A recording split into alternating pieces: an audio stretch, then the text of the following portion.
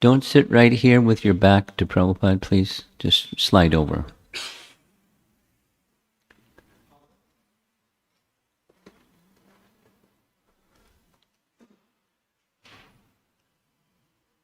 Okay, this is Friday, the day after Thursday. And who knows what's going to happen today, because it's a holiday for some and not a holiday for some, and it is what it is. So we'll move forward as if it's a holiday.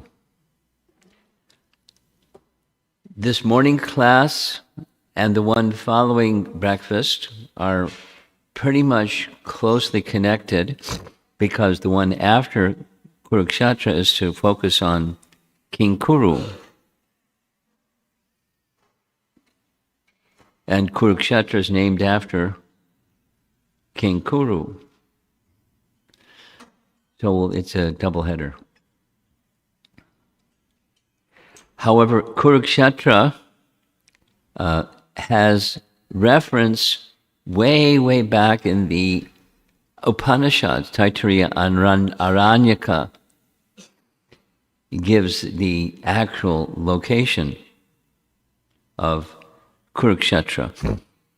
Now, the focus, what's the relationship between Kurukṣetra and Haridwar, which is where we started yesterday, or Friday evening? Haridwar is there in almost a straight line, west to east, about 100 kilometers from one another. While we were visiting Haridwar, we also went to Kurukṣetra. And it's a sacred place going way back, as you can see in the Upanishads. Kurukṣetra is mentioned not by that name, there's other names, in Mahabharata, Rigveda, Padma Purana, Narada Purana, Matsya Purana, Vamana Purana. It's a well-known place. And in Mahabharata, it's a place of salvation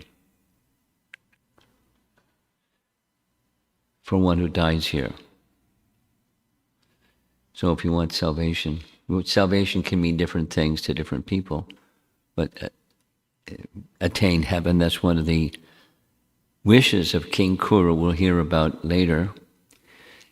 Previous to its being called Kurukṣetra, had many other names. Brahmakshetra, Bhrigukshetra, Aryavarta, Samanta Panchika. We're going to hear these final two a few times. Aryavarta. And it became, the name changed, so popular name became Kurukṣetra because of King Kuru, which we'll hear more about. But here's a little introduction. He, King Kuru, was a king in the Chandra dynasty. What does that mean? There are Canto 9 delineates the Moon Dynasty, Sun Dynasty, and the Moon Dynasty. Kings within this world that are from that dynasty. And of course, the Sun Dynasty starts with the Sun God, and Sun God's Manu manifestation was Vaivasvata Manu, and Manu's son was Ikshvaku, who came to this realm in Ayodhya and established the Sun Dynasty. And then there's details in the ninth canto, but the Moon Dynasty was derived from the Sun Dynasty.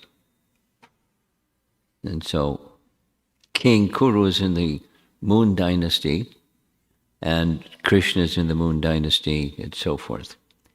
So King Kuru, a predecessor of the Pandavas, who were also in that same Moon Dynasty, he had this wish that the already designated holy place, Kurukṣetra, should be made a place of great spiritual culture. So what he did was, you see in this little illustration, he had a chariot that was made of gold. He was a king, so he had a golden chariot. And he took the chariot, golden chariot, and made from the golden chariot a plow, a golden plow. And with the golden plow, he plowed Kurukṣetra. And we'll hear more about this after breakfast session, what he did and who he interacted with and so forth. But he had an intention, take this place that's already known, that it gives liberation, it gives salvation, that is a destination in heaven, and he wanted to make it more than that. So he borrowed Lord Shiva's Nandi, Yamaraja's buffalo, and started plowing. Here the illustration shows he did it without an animal to pull. In Vamana Purana, we'll hear more in the after breakfast session, it mentions that King Kuru offered his body parts to Vishnu. How do you do that? Come after breakfast, we'll find out how it happened. To cultivate the land and make it fertile, his body parts. Kuru was visited by Lord Vishnu, who was very pleased by what Kuru was doing. So Kuru was asking him for the seeds from Vishnu that could make it not just grant salvation in the form of heavenly destination, but a transcendental destination. Vishnu accepted his body parts and planted them as seeds to make it fertile and transcendental fertile. So the location, again, already mentioned, was west of Haridwar. Haridwar is along the river bank of the Ganges, and Kurukṣetra was along the banks of the Saraswati River. That's what this image is showing.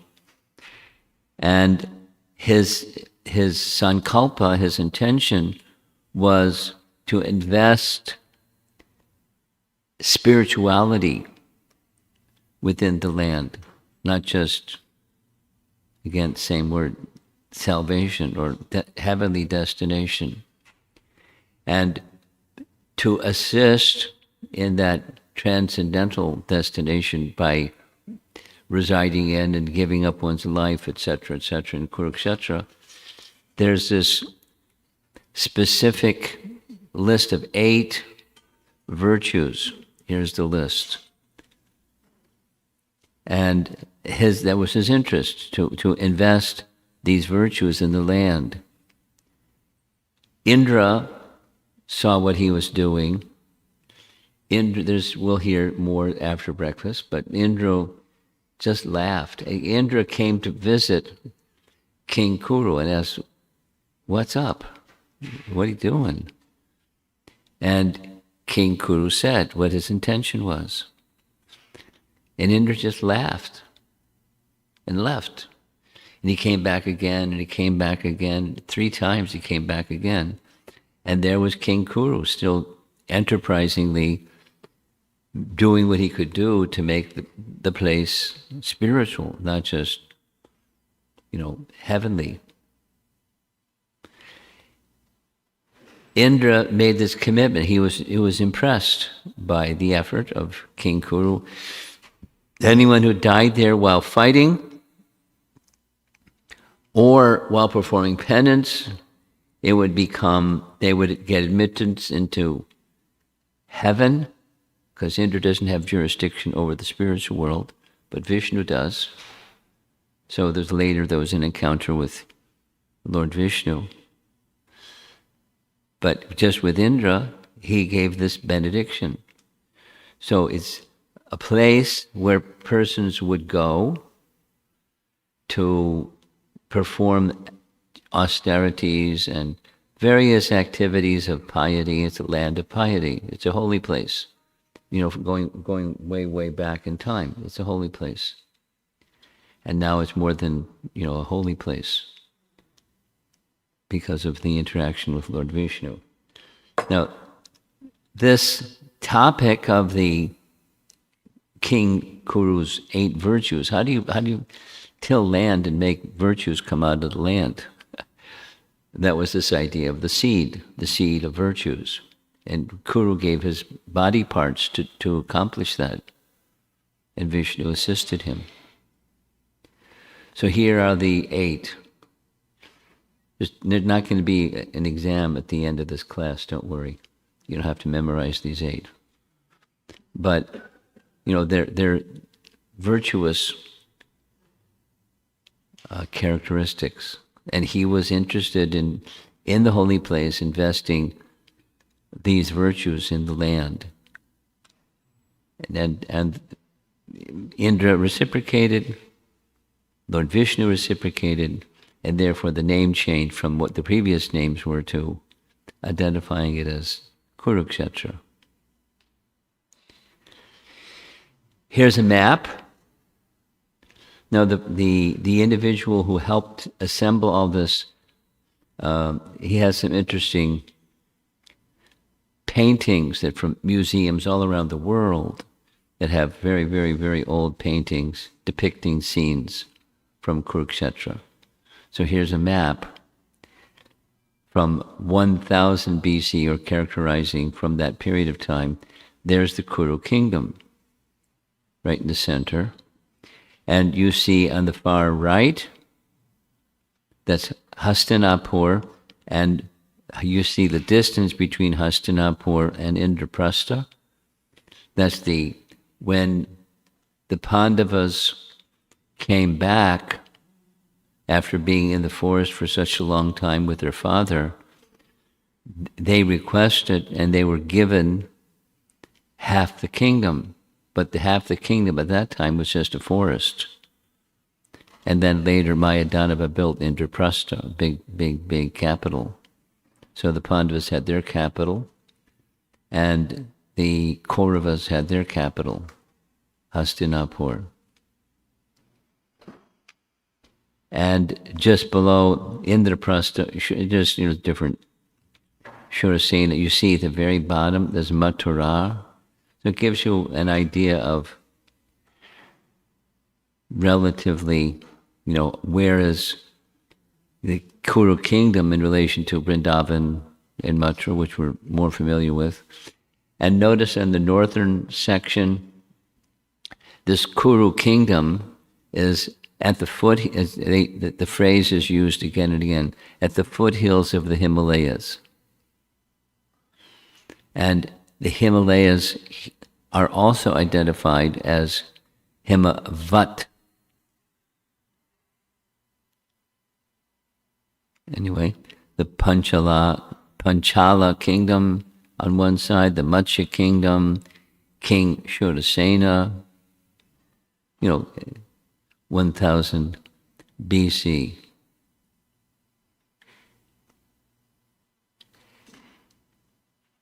Mentioned in relation to Kurukṣetra is Parshuram.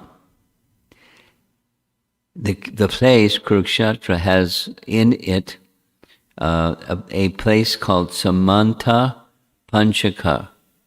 It's not exactly in Kurukṣetra, it's 7 kilometers distant, but it's Samanta Panchaka. It's 5 lakes. And the 5 lakes were places where, as you see from the painting, Parshuram with his chopper was interested in curbing the influence of kings who were demoniac and not kings at all. So he went with his chopper and traveled all around the countryside 21 times, chopping. And from the chopping then came blood. And where's the blood going to go? He put the blood, or arranged for the blood to go into lakes. That 5 lakes. Lord Parshuram, after that was done, he performed here in Kurukṣetra sacrifices, yajnas, which was meant to bring things back to normalcy. So first was eliminating the demoniac kings, but then sins were abundant all over the place. So yajnas to neutralize the sinful reactions, bringing balance back to the world. Because when Parashuram appeared, was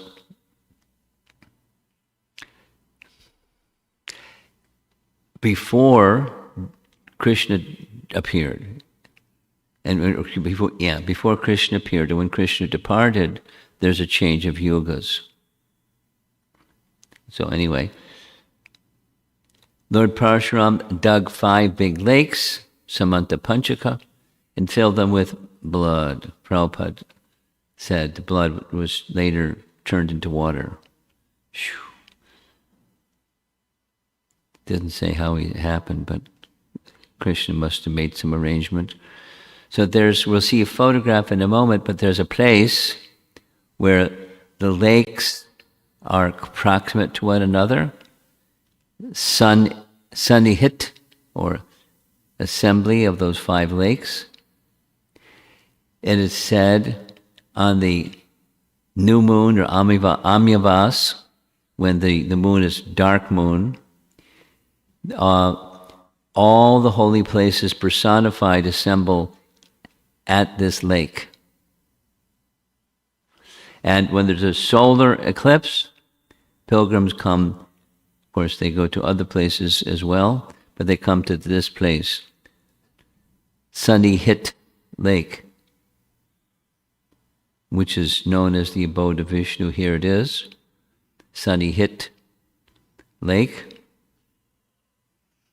and Samanta Panchaka.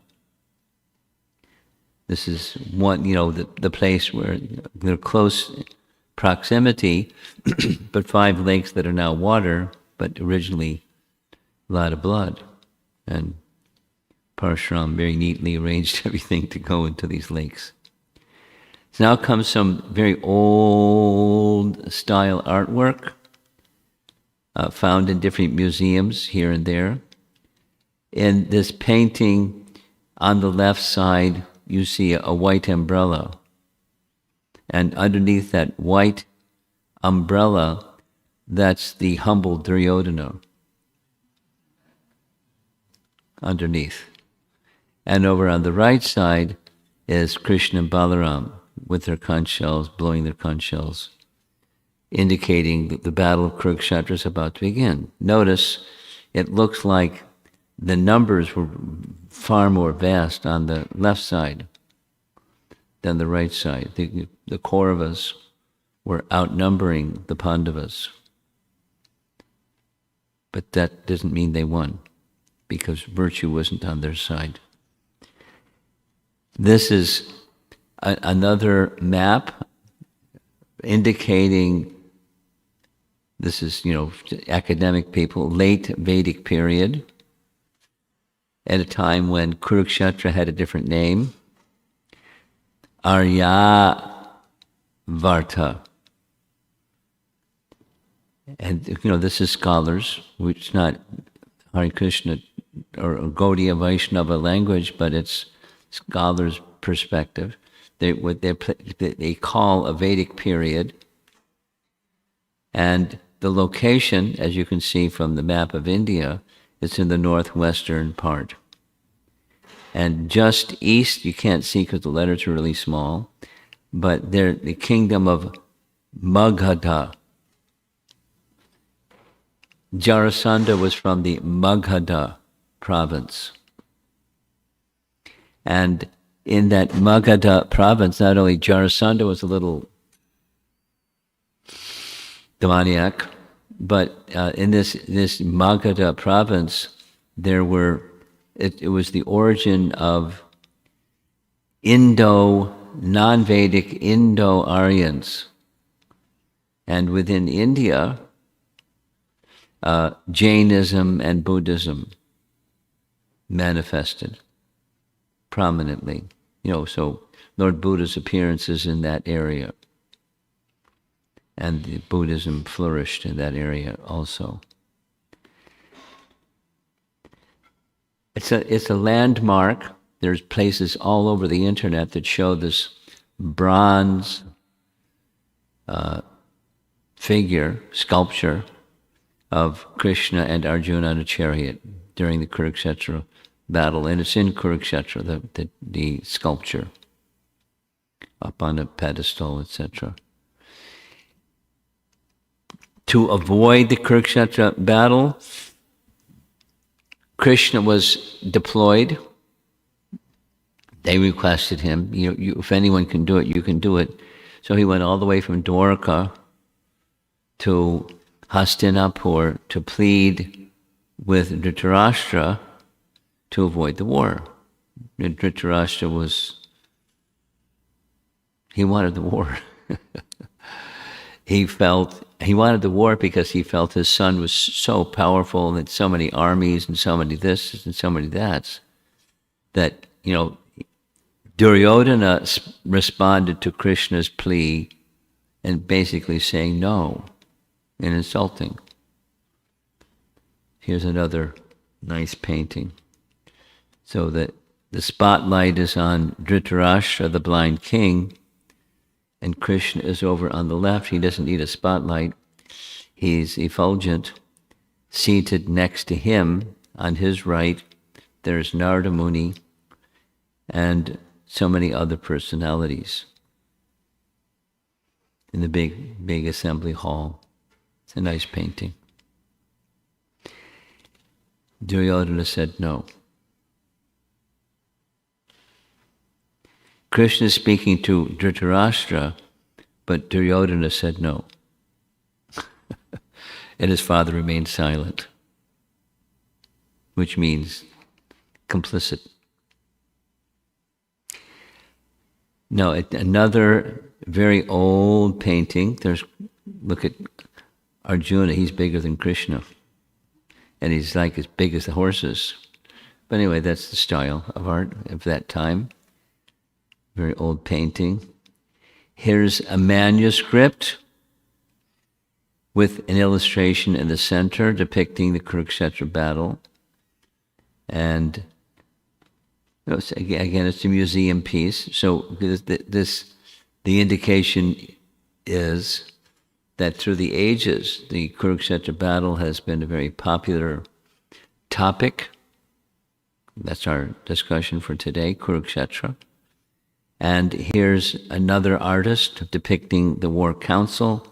Here's a sculpture. There, Krishna, during the discussion in Bhagavad Gita, Krishna revealed the universal form to Arjuna. And Arjuna, the detailed description, but an interesting depiction of the universal form. And here's another battle scene. This is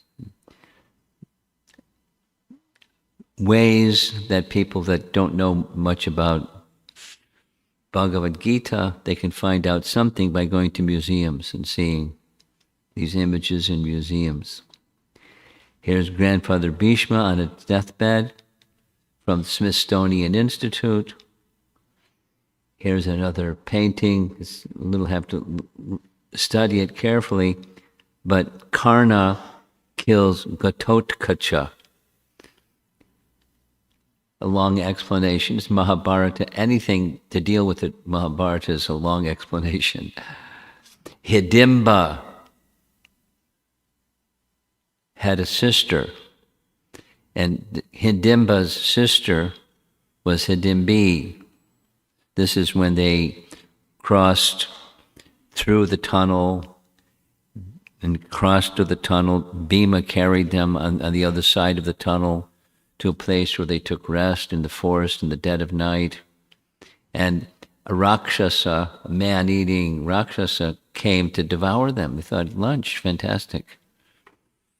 So he was ready to attack them, but he ran into Bhima instead. Bhima finished him. But Hidimba had a sister, and Hidimba was very attracted to one of the Pandavas. Woo, woo, woo, I want to marry you. And from that relationship, Hidimbi and one of the Pandavas, a son was born, Gatotkacha. And Gatotkacha was a very powerful, almost indefeatable warrior, but Karna was able to defeat him. That's a detail in Mahabharata, in Mahabharata, during the war. Here's a scene. There's Devas up top, Lord Brahma included, and down below Krishna's blowing his conch shell, indicating the war is over. And after the war is over, led by the chanting of Vyasadeva, many persons are going to places where heroes who were slain can be taken, and their departed souls can be honored. So that's it with the paintings from museums. And, now the Kurukṣetra topic again. We all know the verse?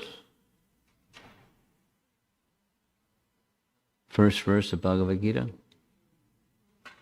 Should we say it together? Dhritarashtra uvacha Dharmakṣetra Kurukṣetre Samaveta Yuyutsava Mamaka Pandavaschaiva Kim Akurvata Sanjaya. So this is the very beginning. Dhritarashtra's speaking to Sanjaya, and there's Sanjaya who's able to envision by remote TV what's going on in the Kurukṣetra battlefield, because blind Dhritarashtra is not at the battlefield, but he's hearing all about it by the transcendental television from the heart of Sanjaya, who's describing everything. And the reason, many of you know the reason that Dhritarashtra was anxious is because Kurukṣetra is a holy place, and he knew that his son was unholy. So it looked like he was going to lose because it's a holy place and his son is unholy. So he was very fearful about the influence of the holy place on the battlefield, because it has two purposes. Attaining a heavenly destination, because that investment was given previously by Indra. Anyone who died went to heaven. But he wasn't interested in, going to heaven. He was interested in the kingdom. That his son should, if I can't become king because I'm blind, my son should become king. Even though that was not according to the law. So here's a closer picture, a larger picture. The blind king. Here's another BBT painting of the same. He's very anxious. He doesn't look blind in this picture. He looks like he's uptight. Now, there's another particular episode in Kurukṣetra that's nice to know. When the occasion of a full solar eclipse was to occur, tradition had it, because Kurukṣetra was known to be a holy place, again known prior by different names, but it's a sacred place. So during the solar eclipse, persons would go to the sacred place, Kurukṣetra, and observe the solar eclipse from there and take their bath in the sacred river, etc. And during this occasion, everyone decided to assemble at Samanta Panchaka, which was near Kurukṣetra. That's 7 kilometers away. Remember that? Many members of the Yadu dynasty came along with the inhabitants of Vrindavan, so they got to meet one another. Both the parties met after a long separation.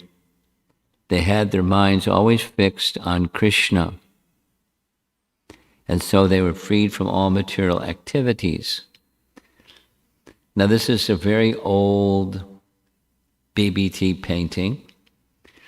There's the solar eclipse, and everyone's half, that the procedure is half immersed in Ganges and looking directly at the solar eclipse.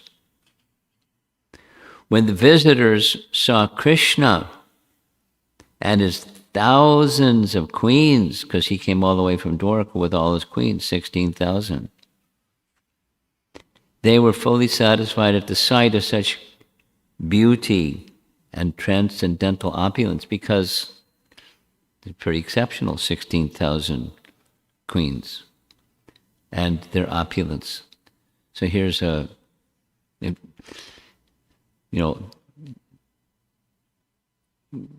modern painting, by using technology. It's not even a painting, but it's just a painting of, there they are observing the solar eclipse, and look at all the people gathered in all directions to observe the solar eclipse, and some very fortunate people are immersed in the water. A little text describing the eclipse drew Krishna, his family, and community from Dwarka to Kurukṣetra, and then again united with the Pandavas, and many other kings came for this very special occasion. And look at all the people lined up along the side of the river. And they took this half immersed in water while looking at the solar eclipse and offering prayers.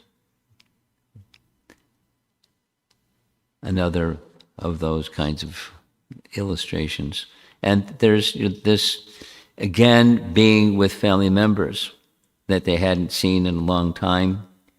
There's Kunti and the Pandavas, and Krishna is his as aunt, showing affection to her. And there's Balaram with his plow. Interesting artwork. As far as the gopis of Vrindavan were concerned, from the very beginning of their lives, they did not know anything beyond Krishna. They condemned Brahma, the creator of the body, because he foolishly made eyelids which blinked and checked their seeing Krishna. Because they had been separated from Krishna for so many years, the gopis, having come along with Nanda Maharaj and Mother Yashoda, felt intense ecstasy upon seeing Krishna. Shri Shri Radha Nila Madhava Ki Jai. No one can even imagine how eager the gopis were to see Krishna again. But the mood was different. Because there they are, it's the same Krishna, it's the same, ecstasy that they have, but the mood isn't the same. Because of their separation from Krishna, he might have asked them to return to his capital city with him, Dwarka. They weren't interested because they wanted to be with Krishna in Vrindavan, because the mood in Vrindavan and the mood in Dwarka are quite different. And they weren't interested in the Dwarka mood. They wanted to remain in Vrindavan and feel Krishna's presence as they had felt before, but, things change.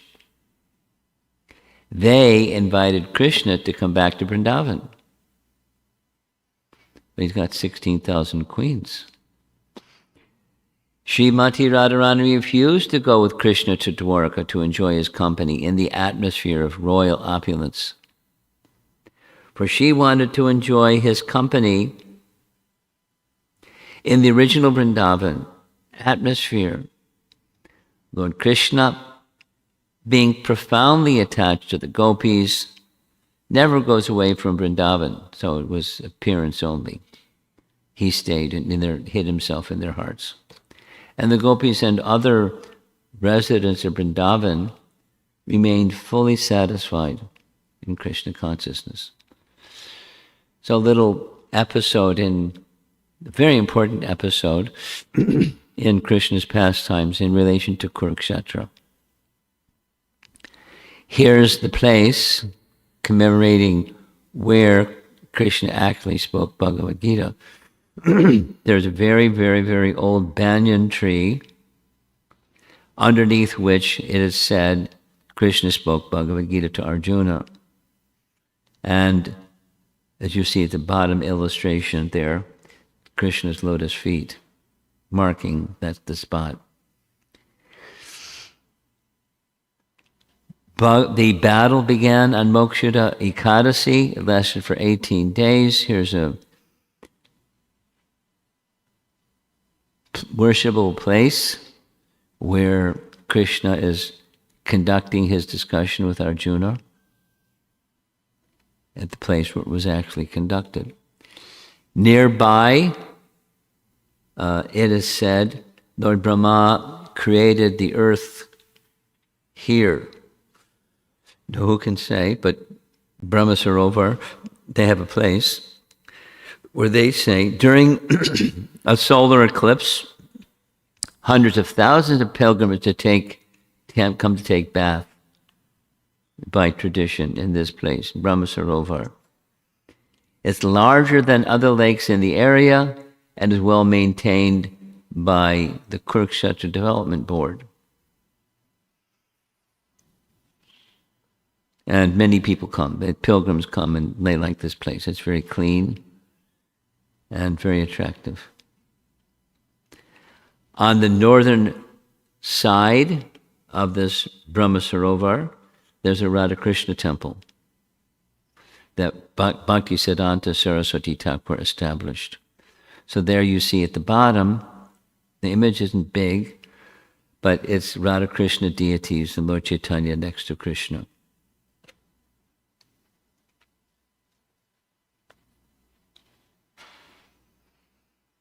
And here's the scene of that temple all lit up at night, Brahmakund.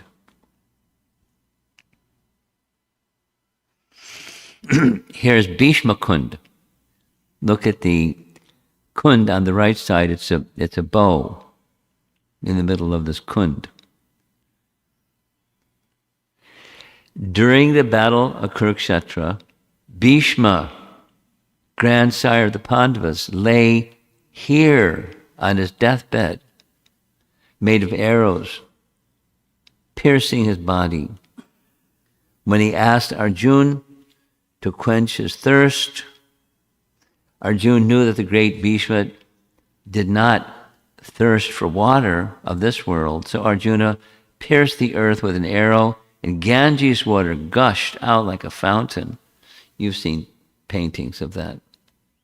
The big water fountain coming out of the earth and into Bhishma's mouth. Bhishma took this Ganges water and thanked Arjuna. And then Bhishma, from this location, he instructed Yudhisthira. So inside the kund is meant to look like a bow. There's no string on the bow, but it's the bow. And there's a little temple near Bhishma Kund, and inside Bhishma Kund there's a deity, Krishna, deity. Nearby, there's a place where Arjuna wanted water for his horses. It's a few miles from this other place, Brahma Sarovar. And so Arjuna was very involved in the war. You can see Krishna's in the background. But he had the chariot stopped because he was concerned about the horses being cared for. So the painting is meant to show he shot arrows, plenty of arrows, into the ground, and Ganges water came gushing out of the ground, providing drinking water for the horses. And then after this, this is when he had his combat with Jayadrath. You remember that one? It is said Chaitanya Mahaprabhu visited Kurukṣetra also. At least here's what's described in Chaitanya Charitamrita. According to some opinions, Sri Chaitanya Mahaprabhu visited Kurukṣetra while going to Prayag from Vrindavan, which means on his way back to Puri. There is a temple of Bhadrakali in Kurukṣetra. And near that temple, there's a temple containing the deity of Chaitanya Mahaprabhu. So whether he visited there or not seems to be, there's not a consensus. But some people say. And there's a temple of Mahaprabhu nearby.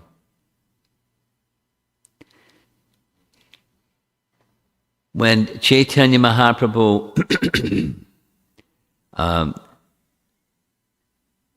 saw Kurukṣetra, I found Krishna in Vrindavan, and now I've again lost him and come to Kurukṣetra. Directly a passage from Chaitanya Charitamrita. Unless one is a very highly advanced devotee, he cannot understand these intricate feelings. This is Radharani's feelings of separation. Now, Chaitanya Charitamrita is super elevated. I mean, undergraduate, graduate, and postgraduate, super elevated literature. And, it's especially elevated in the topic of rasa, especially elevated in the topic of the different ecstatic moods of Chaitanya Mahaprabhu, and in some cases his associates. But, his love for Krishna was stimulated by the topics of Krishna to the point where he lost it. External reality disappeared, and his internal reality took prominence.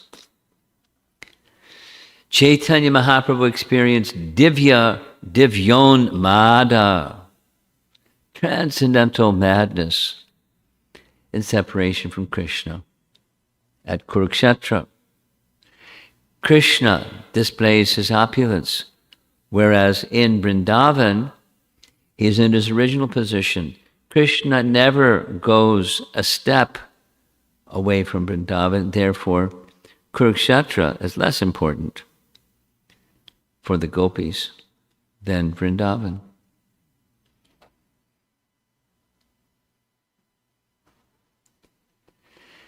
Now, another place at Kurukṣetra, in Kurukṣetra, is Brahma Varta. Sometimes it is said that Brahma Varta is part of Kurukṣetra, or that Kurukṣetra itself is situated in Brahma Varta, because the demigods are recommended to perform spiritual, ritualistic performances in Kurukṣetra. But in others' opinions, Brahma Varta is a place in Brahmaloka, where Swayambhuva Manu ruled. So we're getting this picture that there's names of places that have their location in the celestial realm, and names of places that have their residence or location in the earthly realm. And that can be understood that the earthly realm is celestial place because of the presence of the Vaishnavas and their devotional service, etc. They make the place celestial or even transcendental. So this is one of those places. Found in Canto 9. Canto 9 is in this chapter 14. It's the final chapter of the Surya dynasty, but an event took place at Kurukṣetra, where Urvashi became very attracted to a king. Urvashi is celestial Apsara, and she became attracted to a king of this realm, Pururava. And he was beautiful and she was beautiful, and they went woo woo woo. And they did stuff together. But after some time, Urvashi said, it's time to go. And she just like, poof. And Pururava went mad, searching for Urvashi. While traveling all over the world, he met her for a second time at Kurukṣetra. And then Urvashi, this is, an event in Kurukṣetra, she agreed to spend one night for the course of 1 year. But there was a condition. There was a detail. Urvashi had 2 lambs. It's a detail. She had 2 lambs, and she said, I want you to protect these 2 lambs. They're very dear to me. And I also don't want to see you naked at any other time than when we're together. So he agreed to those 2 conditions. One fine day, someone came and stole the lambs, and the lambs cried, knowing that they were being stolen, and everyone woke up. Urvashi, insulted Pururava. Someone's stolen the lambs. Get the lambs. And he was like, naked. But he did the needful because he was a king, and he stopped the thieves, and they ran, and he got the lambs and brought the lambs back. It's what's in the painting. He's naked, so you can't see his nakedness because he's got the 2 lambs in front of him. And Urvashi said, you broke your promise, see you later. Poof. She disappeared. Oh, Pururava went mad. He was addicted to Urvashi's association. Then again, he saw her and she disappeared.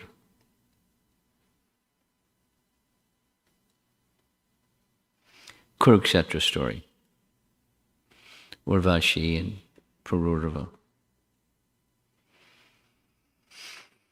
The event of Rath Yatra is connected to Kurukṣetra, and it has everything to do with the full solar eclipse. On the occasion of the full solar eclipse, people from all directions came to Kurukṣetra to take their sacred bath in Kurukṣetra and be present, because that's what you do. It was tradition, and joined in the scriptures, to come to Kurukṣetra and observe the solar eclipse, and then take sacred bath. So when the residents of Vrindavan were there together with Krishna, they wanted to bring Krishna with them from Kurukṣetra to Vrindavan. So the Rath Yatra festival commemorates putting him on a chariot, and they're pulling the chariot to bring Krishna back to Vrindavan. That's the Rath Yatra mood.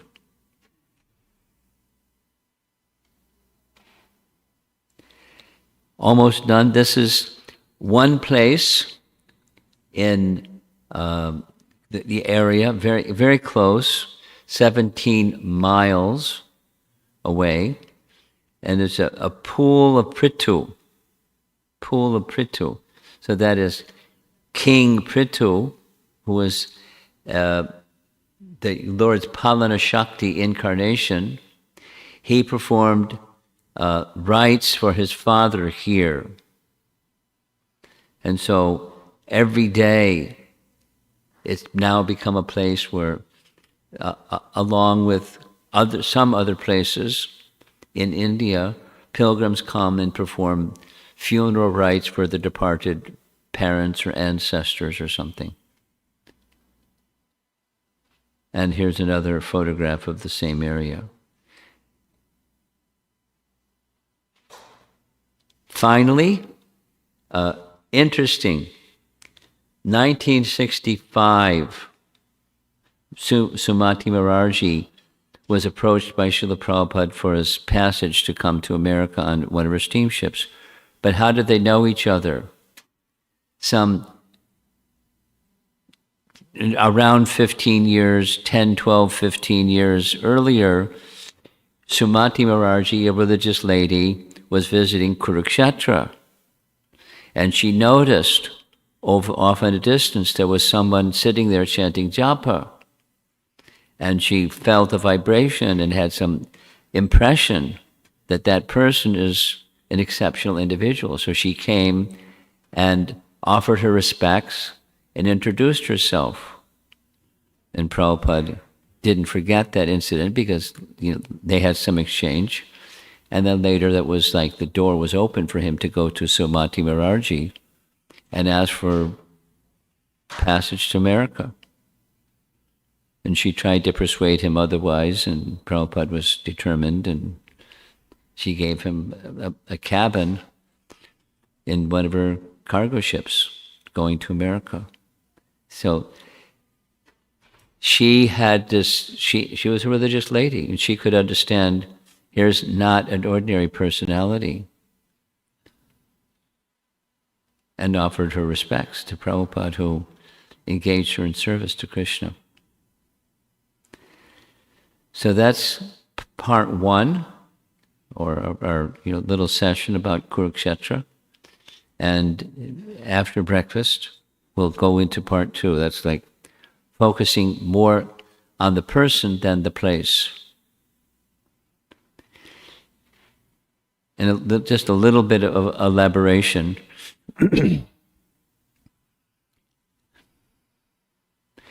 It's a major part of Canto 9. Canto 9 has its complexity. In part of that, major part of that complexity is what happens when you're not a pure devotee. An elevated person that's not a pure devotee, they don't have problems, right? They got problems. Being in the material world, it's a problem. Having a body, and it's a problem. Shri Shri Radha Nila Madhava Ki Jai. So there's, as I mentioned already,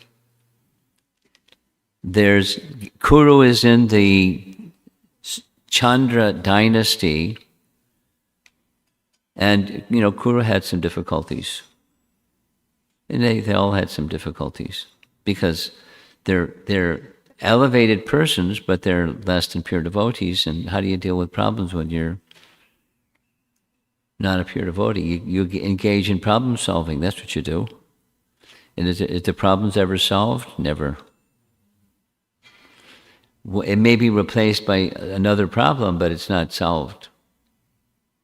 Anyway, so that's this Canto 9. And then within that Canto 9 is the Chandra dynasty. And because, guess what? Canto 9 precedes Canto 10. And in Canto 10, Krishna appears. And when Krishna appears, it's in the Moon dynasty, in that line of kings. So his ancestor, Kuru is a predecessor king to the whole dynasty in which Krishna appeared. He has a very interesting life. We'll hear about it later. It's now 8:30, and from experience, our discussions have been very lively, and I don't know how you feel about it, but I'm really appreciating the enthusiasm with which devotees are discussing topics. So, any comments or questions? And a little bit about the schedule. For me, it's a busy schedule. I mean, 4 classes. And then for you, 4 classes plus, the integration session. So you have a busy day too. So part of this integration is there will be topics, just to give a preamble, there will be topics in relation to what we've already heard up to when these integration sessions happen. And then different groups will have different topics to discuss. And then you discuss with facilitated discussions, and then report back to the group. The purpose, one of the main purposes is, you don't just in one ear and out the other ear. It's something sticks. And then the something that sticks is not just information, but application, how to go forward in Krishna consciousness based upon our time spent together and hearing these topics, because they're all in relation to Krishna. They're not about specifically Krishna, but they're in relation to devotees of Krishna and their activities. So therefore, we're hearing, and holy places, etc.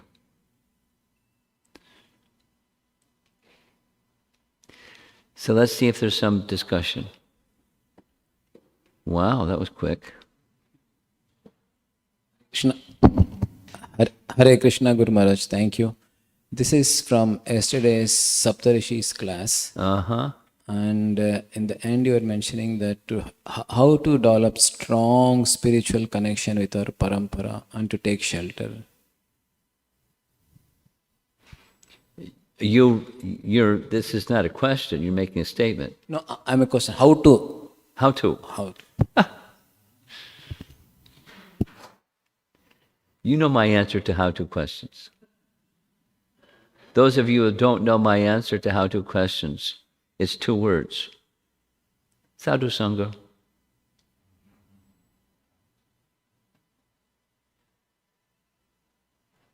And then you unpack Sadhu Sangha and you pack it back up and it's Sadhu Sangha. But the bhakti process is, the preliminary is Adau Shraddha, and then for those that are very fortunate, sadhus may come into their life and give what sadhus give to one who has faith. And that's the bhakti process. Bhajana kriya, activities of devotion. And then, etc., etc. So you follow that. And, and follow carefully. Follow under proper guidance and follow carefully, sincerely. You can take strands and unpack the thing and put it back together, and that's how to.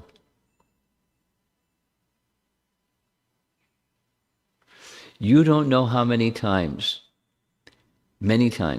people ask how-to questions. So, I like to keep it simple.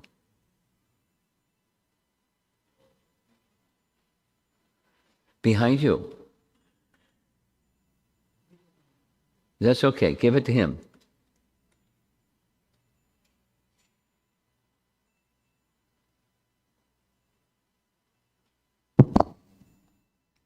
Thank you, Guru Maharaj. Yeah, wonderful sessions. If I may ask the question on Lord Shiva's glorification by His Holiness Tamal Krishna Maharaj. By doing what? Glorification of Lord Shiva by His Holiness Tamal Krishna Maharaj. Okay. I meant to speak on it, but I thought I would take questions first, but I'll speak on it. By the way, those of you that don't know what we're talking about, yesterday, Sarvabhauma Prabhu brought up a question. And the question was that in a Vyasa Puja offering to Srila Prabhupada, Tamal Krishna Maharaj one time made some comparison between Lord Shiva and Prabhupada. And he wanted me to elaborate on what Tamal Krishna Maharaj had written. So I asked him, please provide the text. So he did. And Radha Ballabha found it a digital version. So I thought it'd be a nice follow-up from yesterday's discussion.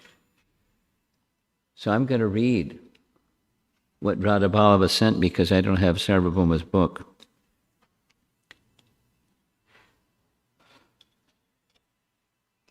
And it's pretty simple and pretty straightforward. Lord Shiva is grossly misunderstood, like Prabhupada was misunderstood in San Francisco, due to his unusual behavior and ghostly entourage. You, like Lord Shiva, are the best of the devotees. So Prabhupada had it, in India, what Prabhupada did was like, what? Hippies? And, it was like, you had ghosts and hobgoblins and creatures. And they, strange-looking people. And so Prabhupada had such, initially, at least in the West, such followers.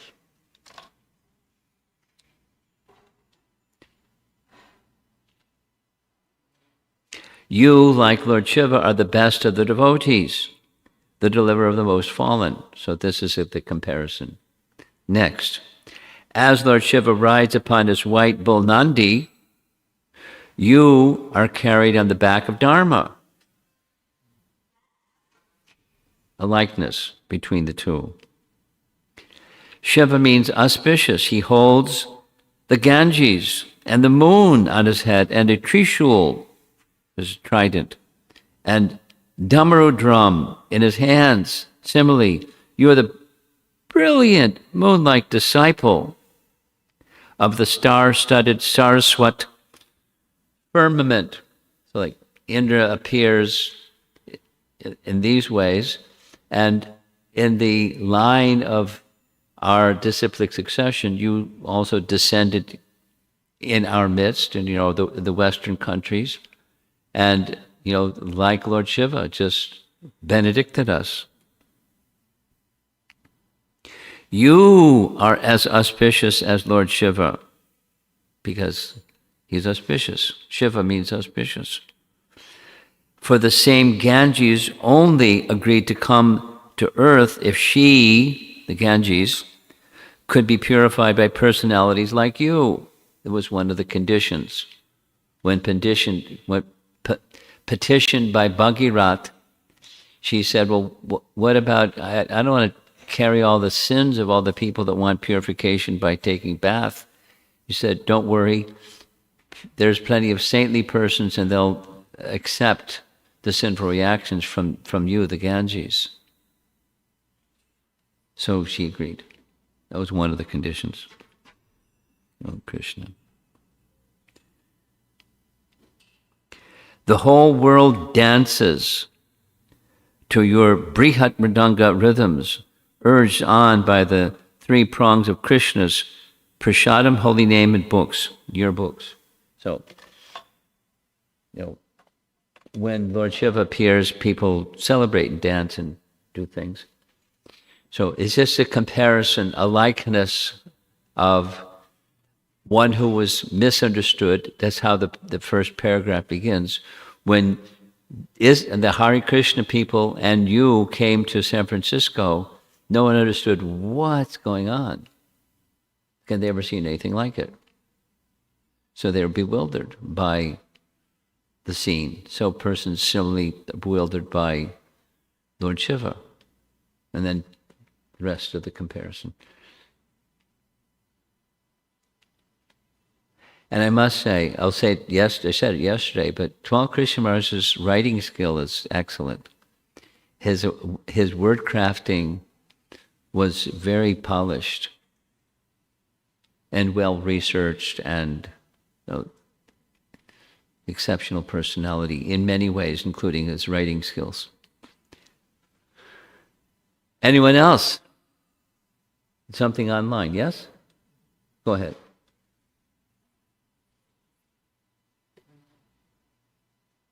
Thank you, Maharaj.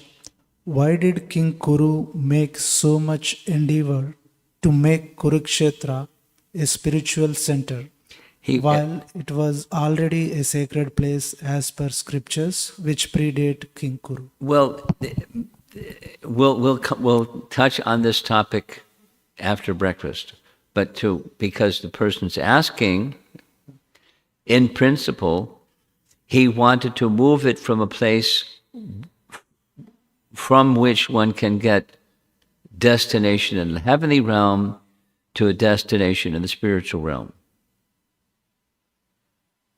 That was his aspiration. And he was very diligent, and he was so dedicated that it happened. Vishnu, we'll hear, but Vishnu gave that benediction, and Indra gave other benedictions. So that was the reason.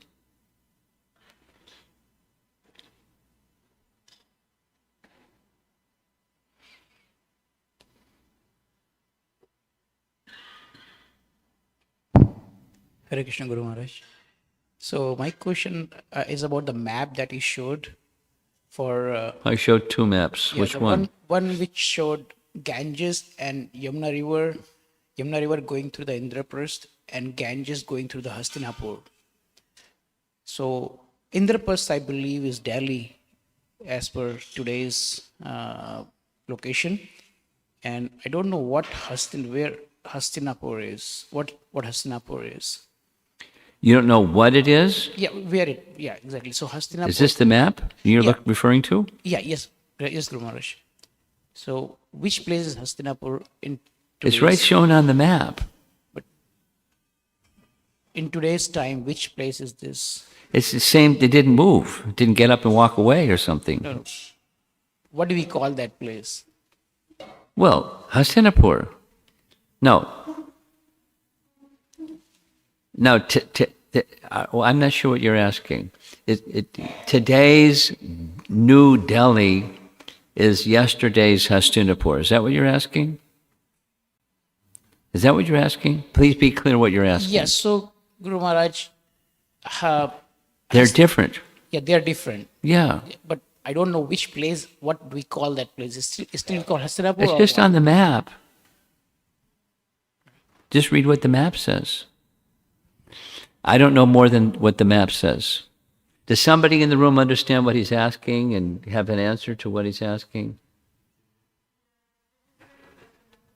Speak louder.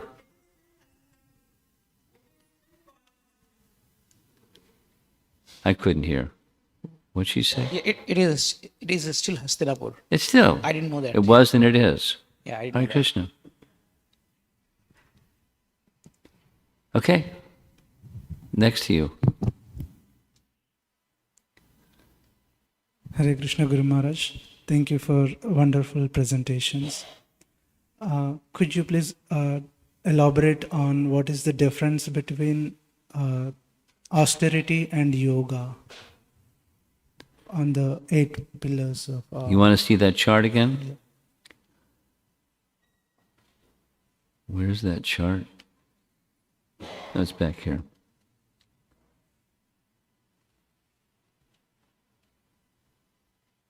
There. The difference between austerity and yoga. That's what your question is?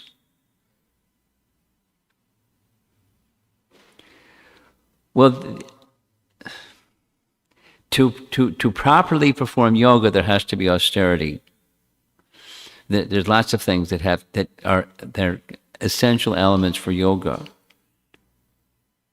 But this kind of yoga, my understanding is, this kind of yoga is Ashtanga yoga. And then, with emphasis on asanas, at least that's the modern idea of yoga. And then tapas can be all kinds of things. I mean, tapas can be what's down at the bottom right, celibacy. Or tapas can be cleanliness, saucham. So there are different things these are principles. How about this? I can, I can give common sense answers, but there are texts, elaborate texts, that I invite you to research where these 8 principles are elaborately discussed. There's some overlap. There's not, if there's this, then what's different between this and that? Overlap. Like this circle, that circle, there's some overlap of circles. But, tapas means a specific thing, voluntarily accepting some inconvenience. That's tapas. With, prescribed manner is the right kind of tapas, tapo divyam. But accepting some inconvenience for a higher purpose, tapas. And then yoga has its own meaning.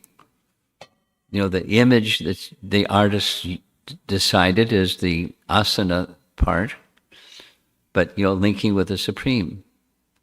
So there's the overlap.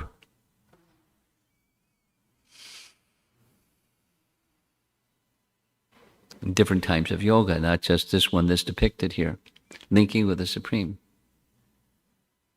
Okay?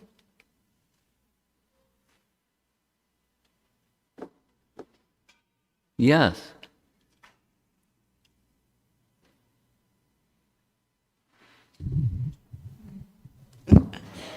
Thank you, Maharaj. I was wondering on the slide about Srila Prabhupada and Mrs. Morarji. Yeah. Did they speak or she just observed? She came and she spoke. Okay. Sensing that he was a distinguished sadhu, Srimati Morarji approached him. Okay. She was impressed with his humility and devotion, and she mentioned this when Srila Prabhupada went to see her in Bombay to ask her help in getting to America. They spoke. Was that the only time they met before meeting in Bombay? I don't know. Okay. It was the initial, and they remembered each other from that initial, and whether something in between, I don't know. But, there are a number of examples like this. Here's one example. Srila Prabhupada was in Ahmedabad, and in a program in Ahmedabad, there was an Indian gentleman, and separate from the program, he spoke to Prabhupada, like, sad. My son Gopal, he went to America to enter an engineering college in America. And you know what? Gopal married an American lady so he could have a green card and stay and work in America. Boo-hoo.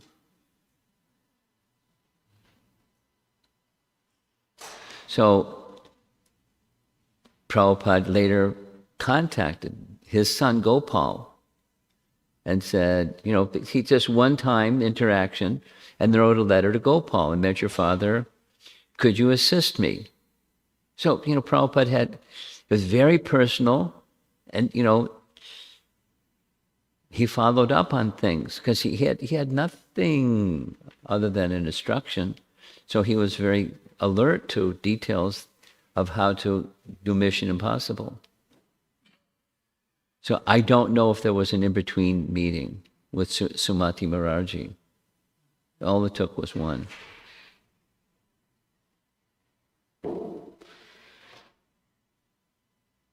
Anything else? Yes?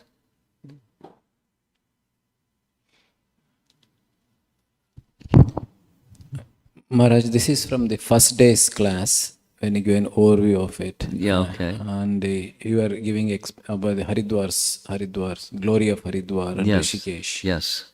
And one of the things that really struck me was Ajamila going back home, back to Godhead. He looked so brilliant and effulgent in Yeah. that picture. So after he saw only the Vishnudutas and Yamadutas talking or debating amongst themselves. Yes. And afterwards, what really triggered him or inspired him to take to Krishna consciousness fully? Well, he understood what had happened. He was about to be taken to the court of Yamaraj because his previous life was a brahmana and he had become a degraded debauchee. And the Yamaduta, the Vishnudutas interceded. So that was it. You know, what was there in the past that had gotten covered and dirtied was remembered. You know, you have a life-threatening situation.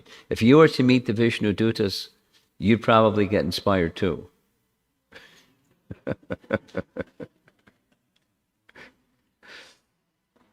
So something inside was kindled by that association. And then he wanted to have further discussion with the Vishnudutas, the way that's described in the Bhagavatam, as they just disappeared. Poof.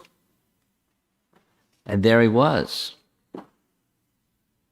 with, you know, life-threatening situation that just concluded. The Yamadutas were gone, the Vishnudutas were gone. What's he going to do? What's he going to do? He had a prostitute girlfriend.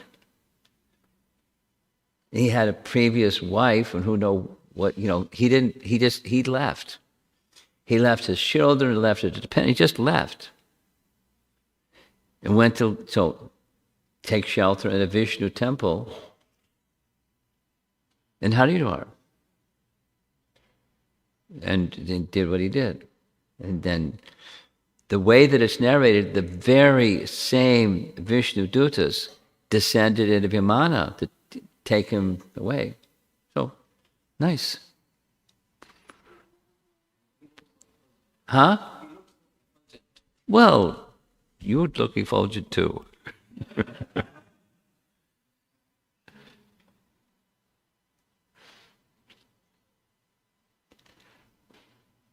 Yeah, I just give him the microphone. There are many, many descriptions of devotees that were in Prabhupada's presence. And not always, but very often, they would describe like the aura, the effulgent aura surrounding Srila Prabhupada. You know, it's just a detail, but, you know, like pictures of Christ or some saintly person that they often depict as having an effulgence. And then the opposite is there. I mean, it's one of the presentations I make for college kids, you know, that the presence of the soul can be understood by light from the soul, meaning there's a way to measure light. You know, I don't know the detail or how it works, but photons. And there's a way to measure photons. So a very elevated personality, they're effulgent. There's lots of light coming from them. And then, you know, a degraded person, it's darker. Their complexion is darker. The effulgence is gone, and when the body is now dead, there's no photons. It's, you know, it's a measure of light. Photons is a way of measuring, you know, mechanically or technically or technology-wise, measuring luminosity in terms of photons. It's kind of like a dimmer switch. Light gets brighter, brighter, brighter. There's more photons. Dimmer, dimmer, dimmer, less photons. It's one of the ways of measuring light.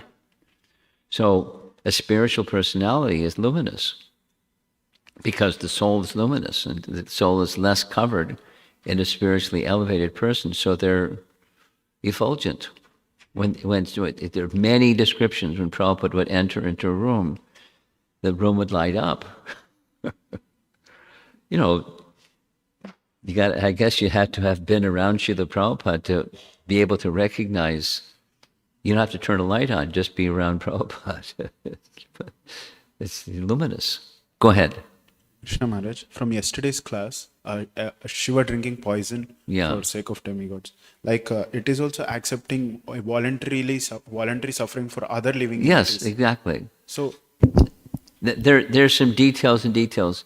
Vraja Bhakti has a little story that she heard as a little girl and wanted to know, is there truth to this little story that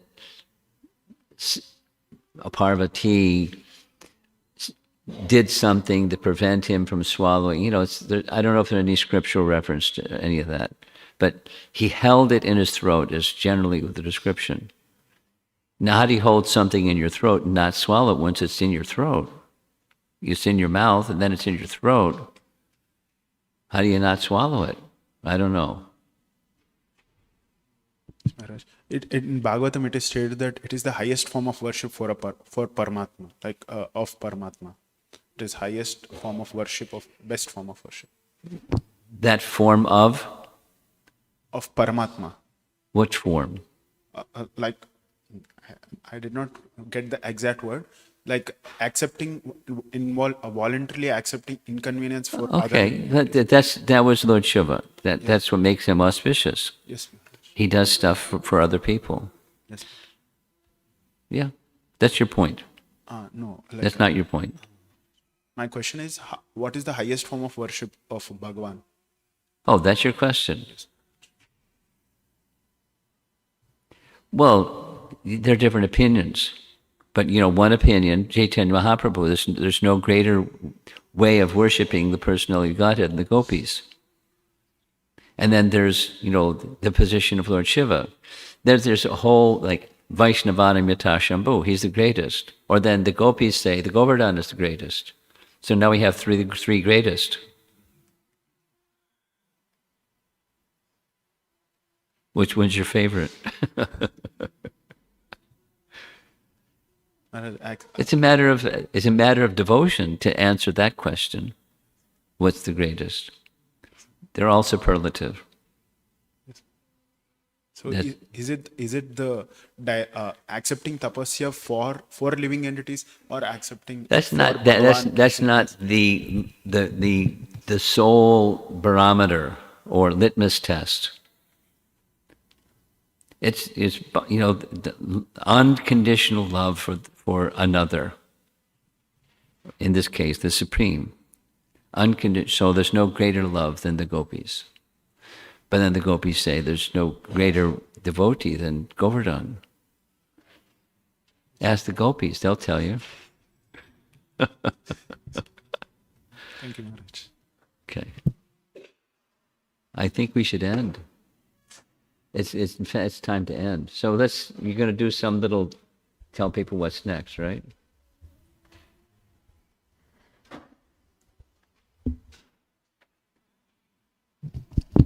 Thank you, Maharaj. So we have breakfast again today.